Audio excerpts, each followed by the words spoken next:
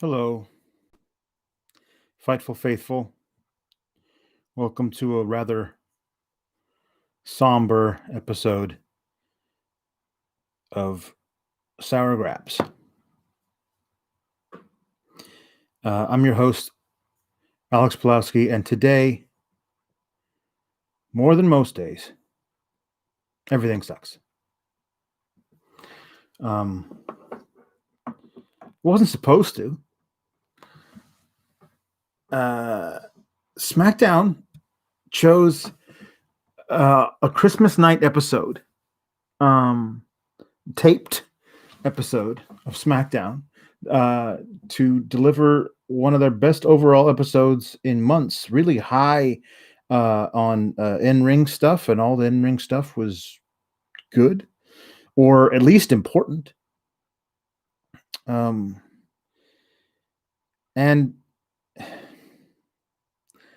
I there was a Universal title cage match to kick off the show that had a totally different ending than one I'd ever seen before. They managed to keep the challenger still a badass and make you hate the heel even more. But he didn't do anything but be smart. And yeah, gotta hate a heel for doing the smart thing. So it built to possibly a future match between them that I wouldn't even mind, because normally at this point I'd say, okay, that's done. I don't need to see that ever again, because they have several matches now. But after they built that, well, go ahead and do it again. Do it at the Rumble for all I care. Sure. There's business that remains unfinished between Kevin Owens and Roman Reigns.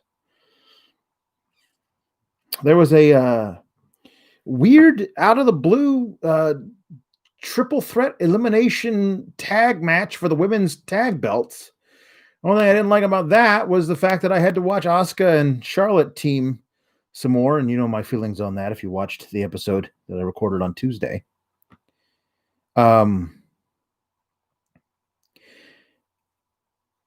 But the in-ring work was stellar, and they forwarded some storylines, managed to keep Bianca Belair looking pretty great, even though she did take the pin, which is hard to do. That was a great match between Jey Uso and Daniel Bryan.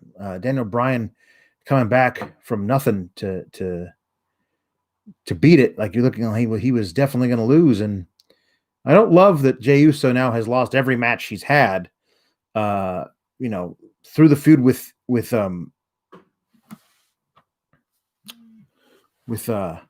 Roman, and then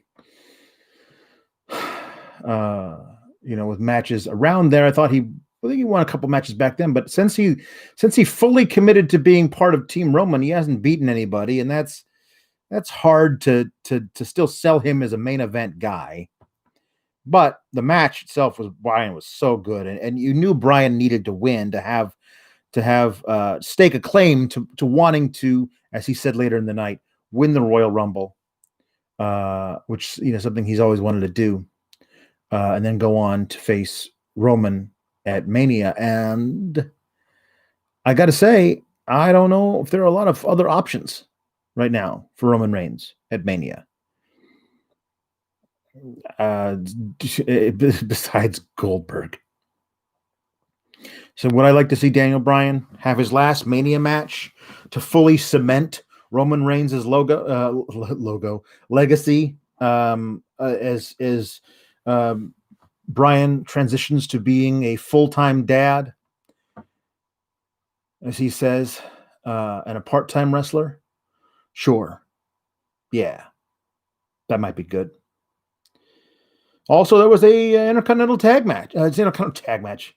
Sorry, I'm out of sorts, as I think you can tell. Intercontinental Championship match, where Big E is now Intercontinental Champion. And when they said we're gonna keep you on SmackDown and we're gonna give you a singles push Did I think that they were going to have him hit that little mid-card glass ceiling known as the Intercontinental Championship? No, I did not. I hoped, I really thought that they were going to have him move on and go into a legitimate Universal title picture. But it does feel like they're saying, here he is. He's Intercontinental Champion now. You can't be pissy now. We made him a champion. So just leave us alone and let us book our Bill Goldberg match. And to which I say, no, I will not do that. But nevertheless, I'm very happy for Big E. It was a fun lumberjack match. Sami Zayn did everything he needed to do to make that title passing mean something. And now we get to see what they're going to do to book Big E, and that's good for Big E. He deserves a singles push in some way. I still don't think he needed to. I don't think you needed to separate him from Xavier and Kofi to make him the IC champ. I don't think that was necessary. I just don't. For example, Bobby Lashley is the U.S. champ on Raw, and Cedric and Shelton are the tag champs.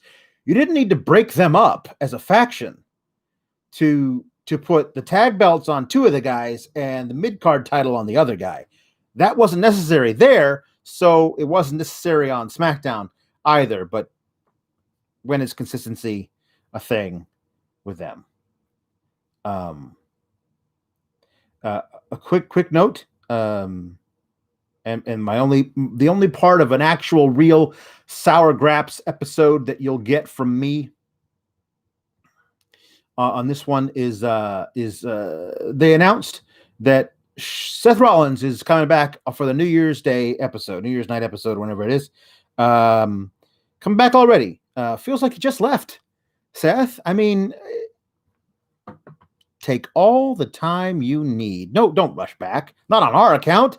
Come on, Seth. I mean, you got that new baby at home. I'm sure Bex, I'm sure she'd love to have you around the house, helping out with whatever you need, whatever she needs. I mean, I speak from experience. It's hell having a newborn kid, especially your first kid in the house. You always second guessing yourself. You always feel like you might be forgetting something or whatever. It's always important to be able to have somebody else around the home that you can send, because, oh my God, we forgot to buy milk or whatever it is. And you can run down to the corner store and pick some up or whatever. It's better that you're at home, so you help to be supportive of Becky. There's no reason for you to come back this early. I mean, yeah, stay at home for a few more weeks. Come back during the Rumble. Hell, come back at Mania. Think of the pop you'd get coming back at Mania. Take all the time you need. Take all the time you need, Seth. Don't rush back on our account. Okay? Thanks. Just letting you know, you don't have to come back so fast if you don't absolutely want to. Okay, good. Okay. Stay the hell off of SmackDown, Seth. You're going to drag it into the fucking mire. It's not going to be good, because Buddy Murphy's there, and the Mysterios are there, and I don't have confidence in the people to be able to resist putting you back into a storyline with them. So you could stay off of TV for all I care. Cool? Great. Come back at Mania. It'll be great. Huge pop. So there's that. Stuff happened for SmackDown at TLC. I guess I'll mention real quick before we get into with the heart of this thing. I'm sure you all know. The Roman and KO storyline continues to be amazing. Their match at TLC was a classic. So good. Jey Uso continuing to have his cousins back when his cousin is so horrible to him. It's a really cool storyline that they can always flip whenever they need to. You can have Jay turn on Roman in an amazing babyface move to go back to fighting against Roman.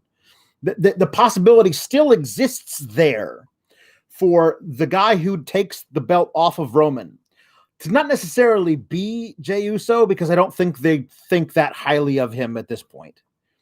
But for Jey to be the reason that the new champ takes the belt off of Roman because Jey got pushed too far and turned on him at the exact right moment. So all that is there. I love. Don't love necessarily that Roman still has to win via shenanigans all the time. I think he's the strongest he's ever been, which is pretty fucking strong, and he should be booked as such, so that sometimes the heel is just the better wrestler on any given night and doesn't need to cheat in order to win. I still firmly believe that. The cage match on last night was just so good. The ending where Uso shows up and handcuffs Kevin to the cage so he can't get out the open door, and while Roman is unconscious and he wakes up, sees what has happened, and just gets this smirk on his face and takes all the time in the world just moseying over to the open door, goes down the steps one at a time while looking KO in his face, and KO gets to call him a little bitch over and over again. Great. And he just steps gingerly off the bottom step in order to win the match. KO is just screaming at him, bashing his own forehead into the chain link, getting a big old cut. That was some good stuff. That was some really good stuff. As I said, would not be mad if we decided we got to see this more during Roman's reign. They've built up KO as an absolute foil for Kevin, for Roman, and I think that there's something there they can continue should they so choose. Also, I believe the only other thing from SmackDown that was on the show on TLC, unless I'm not remembering correctly, was Carmella and Sasha. Sasha won, as well she should have. Carmella turned in a great performance, but it was never really in doubt. But it was a very good match. Very, very good match. And Sasha's just at the top of her game right now. And I'm looking forward to seeing what they're going to do with that. Only part of that 6-woman tag, 6-woman triple threat elimination tag match. They seem to be still writing that whole Bayley thing a bit too much for Sasha. So, but anyway, all in all, last night's episode of SmackDown was the best that they've had in months. The highest rating they've had since October of 2019.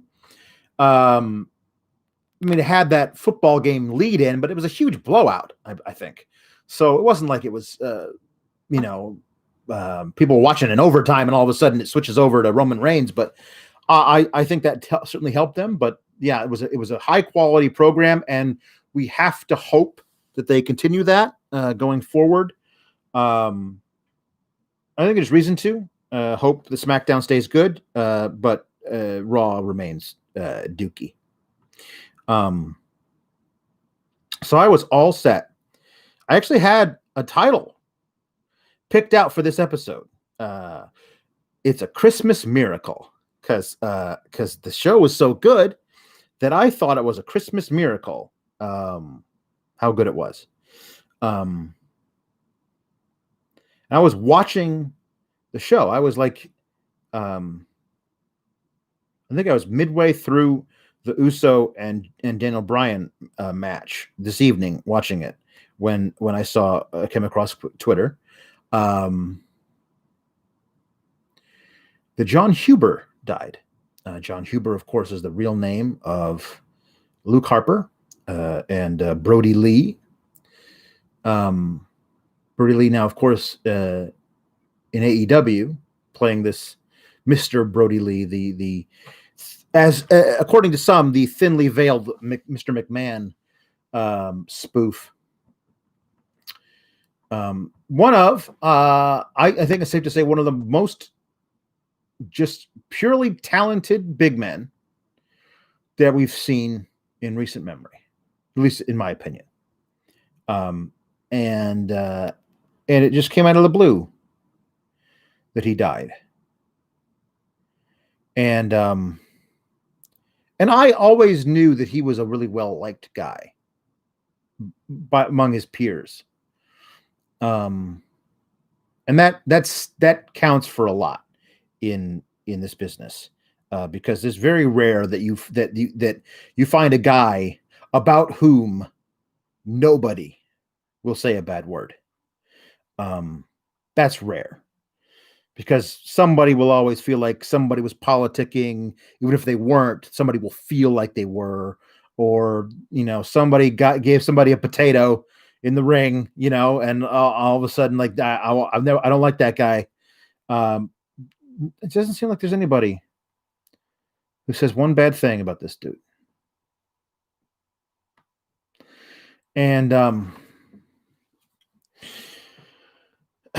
the big thing of it is that he was just about the best dad that that you could be. With his older boy, Brodie, taking him to backstage and hanging out and taking him to like autograph signings and stuff, and like really putting over the kid, like in front of everybody, like hoisting him up on his shoulders, letting everybody see this is my boy and look how proud I am of him. And what that does to a kid is just immense. To see that the world sees that your father or mother is just so proud of you and believes that anything is possible with you. Like what that does to a kid is just, it's impossible to put into words, I think. And there was an interview. There was all these pictures of him with his kids. He's got two, a younger boy named Nolan, well, I guess is like about 3. I'm not sure how old Brodie is, but he's got to be, I don't know, 8 now or something, which is just so hard because like at that age, you have all these memories of your dad just being the greatest dad ever, and now he's gone, and it's gonna be just hell for that kid to process. His dad, the world's greatest dad, the invincible giant, being gone. But his wife posted on her Instagram that he had some kind of lung issue, non-COVID related, she said. And he died at the Mayo Clinic. So he was sick, like sick. This is not one of those brain aneurysm or car wreck or something like out of the blue, but it was for a lot of us. I think that his wife, his family certainly got a chance to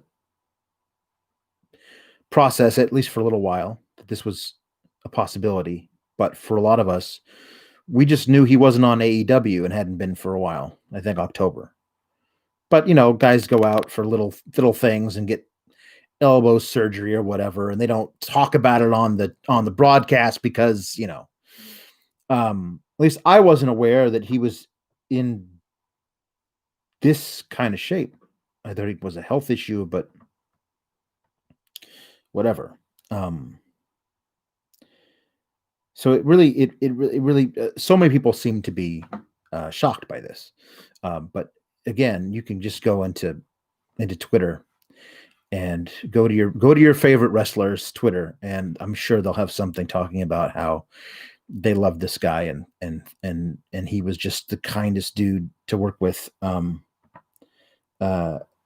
I mean, not that any of it matters, but I was a huge fan of his. He's one of the wrestling figures I have, and yeah, I always thought that like this guy could have done so much more in WWE. There was, of course, that feud that he had with Bray and Randy leading up to Mania 17, where a lot of us, myself included, thought he should have been added to the match for Mania, because it was, the Snake, who turned on Bray, and the former brother of Bray that Bray turned on because he chose Randy over him, and the possibilities for alliances to be formed and broken within that match was just great. And I thought it would have been an interesting way of telling that story, and we never got to see it because they didn't have that. They didn't picture him in the way that a lot of his fans did. I don't know why, because he was fucking amazing. Like, some of his stuff, just go back and watch some of his best matches. There was a classic ladder match for the IC title with Dolph Ziggler, and one of his last things he did in WWE, a singles match. He had the Worlds Collide event. I want to say it was early 2019, maybe it was even to 2018. But it was him versus Dijak, Donovan Dijakovic, or whatever they called him, Dominic Dijakovic, in a singles match. It was a great match that Harper won. Luke Harper won. But geez, those two guys were so athletic and so big and just did such great things. It's on the network somewhere. I mean, if you haven't seen it, I suggest you go if you like his work. He also had just one of the most unique big boots. As a thing that all big men do, big boots. Not like Harper, though. Like, he put his foot out there and then like strode through your face. Like, he would just put the flat of his foot right in your mush and then just force your whole body down to the ground with it. It was so vicious. And he was just such a special talent, and even a more special man. Everybody talks about what an amazing friend he was to them, and former writer with WWE tweeted out that he himself lost a daughter, and Brodie Lee called him out of the blue and talked to him for hours to help him get through it. Like, that's the kind of guy that he was. And this is 1,000,000% not about me, but it is a weird thing to me. He just turned 41 like 10 days ago, 12 days ago, something like that. 10 days ago, 41. That's young. Although I myself am 41, and there are days that I feel old as hell. And he had 2 small boys, and I have a little girl that I mentioned on the podcast. And she is going to be 4. And I am scared to death that something will happen where I won't be able to be around to see her grow up. So this really has hit me very close to home. Same age as me, he's got young kids. He did this video. I don't know what the clip is from. I tweeted it out. But it's floating all over the internet. You'll find it, where he talks about his son Brodie and how he just wants him to be able to be there through everything and see me in the ring, he says, and see the kind of person that I am and all this kind of stuff. And he says that he just wants to be the kind of father to Brodie that his dad was to him. I saw that video and That thing fucking broke me, man. And it is one of those things that Tony Nese tweeted this out, and God bless Tony Nese for this is a great idea. I don't know who's doing it, but somebody's got to. I hope somebody out there is collecting all of these posts on Twitter and Instagram and everywhere for all the people who knew Brodie, even for a day, who knew immediately this guy was one of the best people who'd ever lived. And somebody needs to curate all these things that his friends are saying about him, so their kids can read it when they grow up and know that their dad was a hell of a guy, to put it lightly.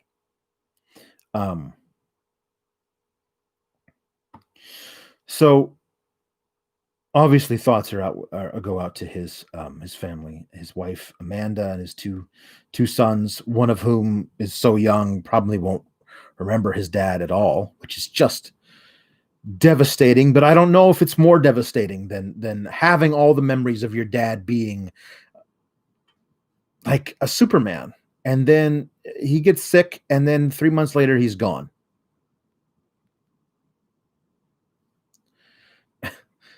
I don't know what's worse. To grow up having no memory of your father, or to grow up having some fleeting memories of your father, of him being basically invincible until one day he was dead. I don't know. I mean, I don't know. And it's a weird thing to it's morbid, but it's the place my head is at right now. And I don't have a therapist, so I talk to my laptop camera. Mostly I yell about wrestling, but apparently on days when men who are my own age, who have kids around the age that my kids are, die of lung ailments that they didn't even know they had until a few months ago, well, my brain goes into weird places.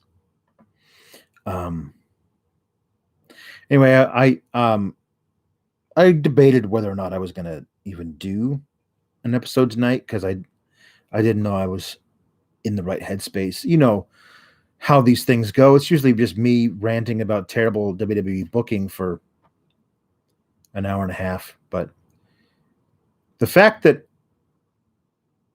SmackDown was a really pretty good episode by all accounts, and certainly by WWE standards, and the fact that this happened and really fucked with my head. Yeah, it's a short one tonight. I don't know what else to do. I will say this, just as a thing too, because I know there are a lot of fathers, parents who listen to my show, and to all of you out there, I know you're probably having the same feelings that I am right now. And it's one of those deals that I don't know if this is the thing that makes me. I know I feel like I'm a good dad. I know I could be better. And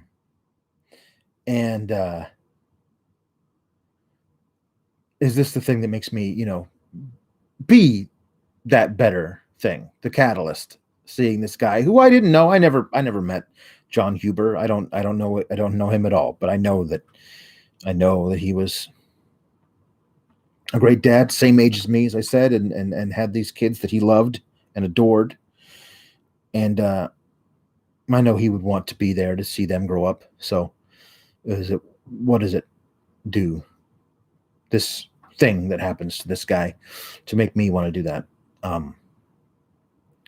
So there's one last thing that I'm going to say, is that you have to cherish every moment and every memory, because you just don't know. You just don't know. They say that you'll never know it's the last time that you do whatever with your kid. Not necessarily that death is a factor, but they grow up so fast. I have been blessed by my wife's work situation that I've been able to basically stay home and be a stay-at-home dad the entirety of my daughter's life. And it's weird to say this. The best part of my day, every day, is nap time. Because for whatever reason, she's fiercely independent. She will run all over the place, go for a walk, and she'll run far, far ahead. And I got to try and catch up to her to stop her, or she'll go around the block without me. But the one time that she just needs myself or my wife is to sleep. She cannot sleep by herself. That's a thing we're going to have to deal with as she gets older. But nap time has always been, when she was a baby, she'd have to sleep on me. I couldn't put her down. She'd wake up and start crying. And then as she got older, became a toddler, she'd sleep next to me on the couch. And then one day, early this fall, she stopped taking naps. It was the one time, because nighttime she wants to cuddle with mom, and I respect that. So nap time is when she gets to cuddle with daddy, and I'm a softie, so I like that time. But one time, I don't remember the date, and I wish I did, but I don't remember the date. She said, "No more naps." So there's no more cuddle time.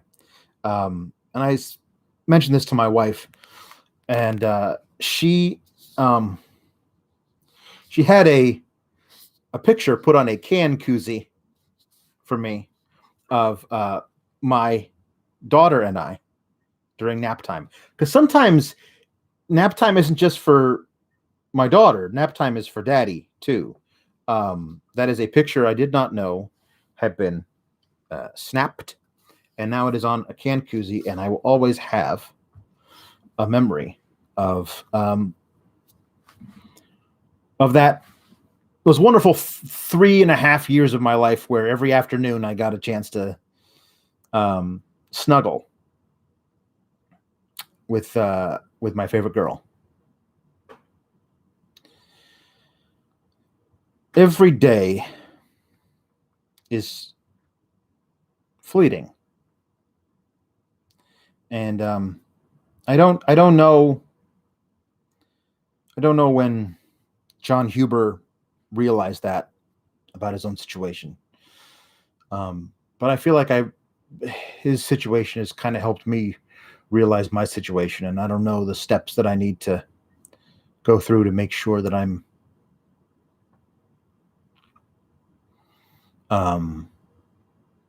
here for the duration. So that's what I'm gonna have to say. As I know, I got philosophical and sappy and whatever, but